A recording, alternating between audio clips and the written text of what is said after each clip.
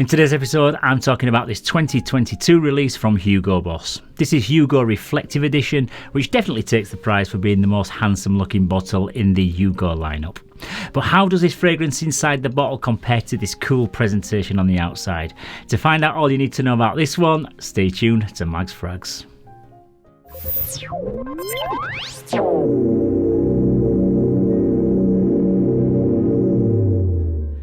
Yes, hello again everybody, and thank you very much once again for tuning in to this episode of Mags Frags. My name's Paul, and today I'm taking a look at Hugo Reflective Edition, which is classed as a woody aromatic fragrance for men, and it was launched earlier this year in 2022.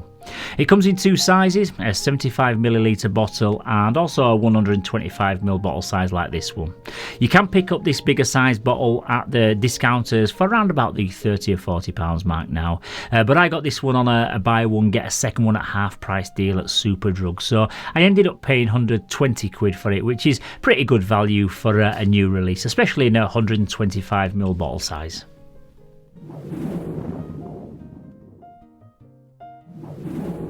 Yeah, so into the presentation, and the box looks really smart. It comes in like a matte silver, but you also get like a chrome silhouette of the bottle shape, and that makes its way around onto the side.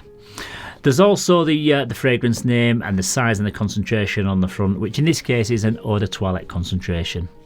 On the other side, there is a Hugo Boss logo, which is embossed, and at the top we've also got a smaller Hugo Boss logo there.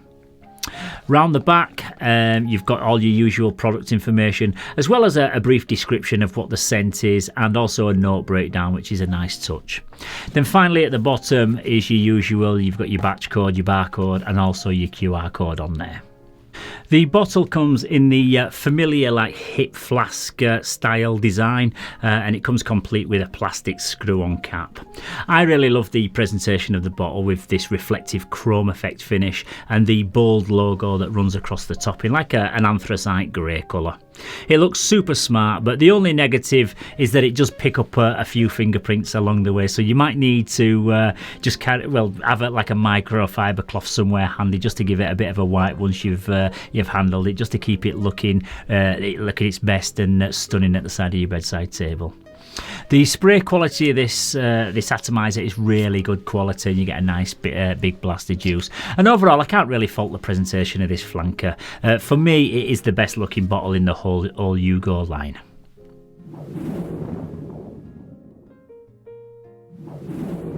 Yes, so as is the case with most new fragrances these days, the official note breakdowns, they just list 3 notes, and the 3 notes in this one, up top we've got citruses, in the heart of the scent we've got cypress that's listed, and then the base note in this is vetiver, which I would imagine is just to give it a little bit of backbone and longevity.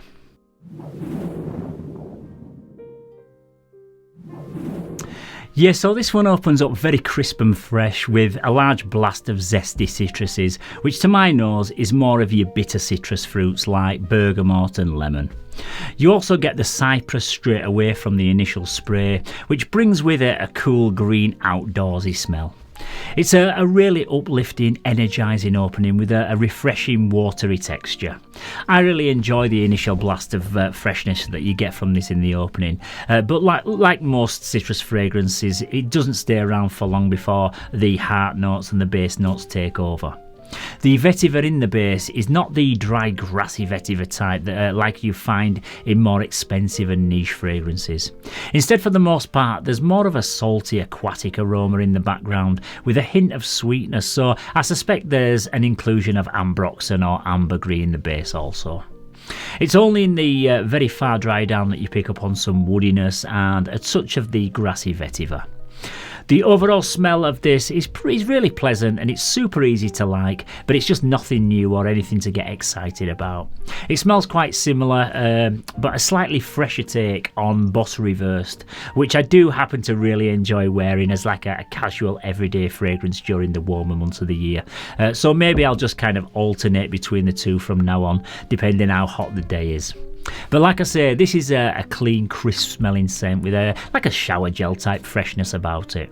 It's not one for your fragrance enthusiasts or your connoisseurs out there to get excited about, but it's just a pleasant, non-offensive, like a mass appealing, dumb reach kind of scent that I think the price point reflects really.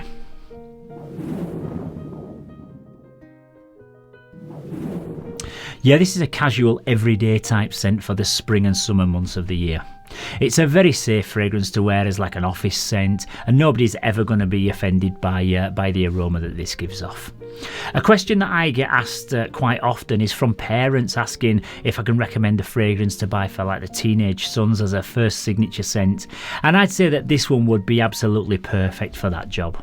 It's very mass appealing. It's also a very versatile fragrance that I think could be ideal for young lads to wear at like school or college. Like I mentioned earlier though, if you have got any kind of growing collection, then this is not for you, because it's probably like a scent DNA that you've smelled maybe several times before.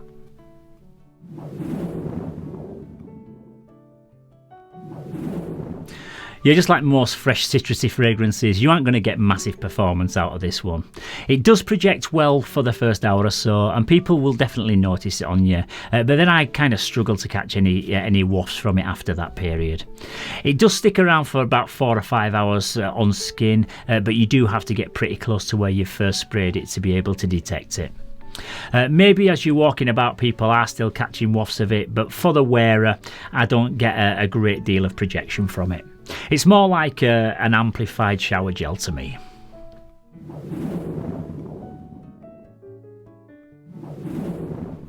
Yeah, if you can pick this one up for under 30 quid at the discounters, and you're buying it for maybe like just a safe Christmas present or birthday present for someone who is not a fragrance geek like me, then it's a great solid pickup.